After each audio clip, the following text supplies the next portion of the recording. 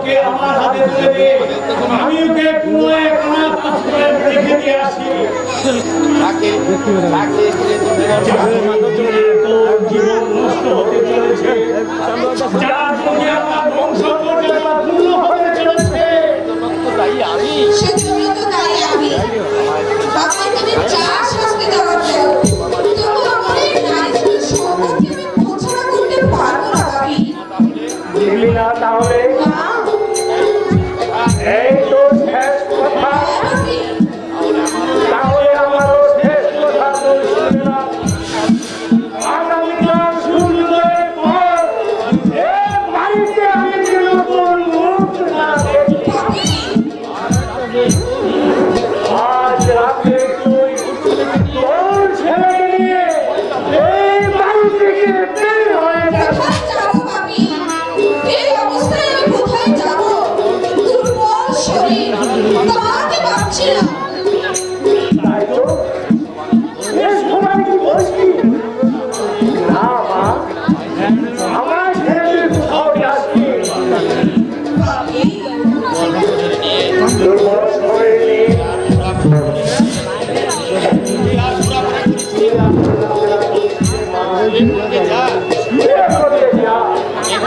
আমি একবার ভেবেছি ফিরতে কিন্তু রাত হতে পারে।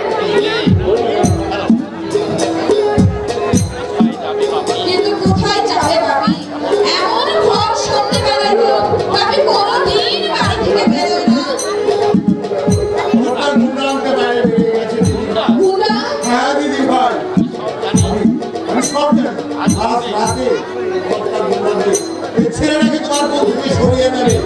নীলুদা, তাহলে এখন আমি কি করবো নীলুদা? ঢোকাকে যদি বাঁচিয়ে রাখতে চাও, এই সুযোগে কিন্তু কোথায় যাবো আমি এই অবস্থায়? কার সঙ্গে বা যাবো?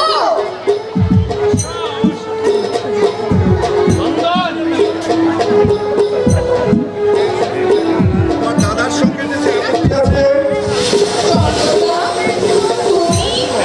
হ্যাঁ বোন, সকালে বাজারে বিনোদনকে সত্যতা শুনে দাদার উপযুক্ত পরিচয় দিতে ছুটে এসেছি। চন্দ্রদা, তুমি যদি রাজি থাকো, আমি হাসি মুখে তোমার আর তোমার জীবনের সব দায়িত্ব নিতে রাজি আছি।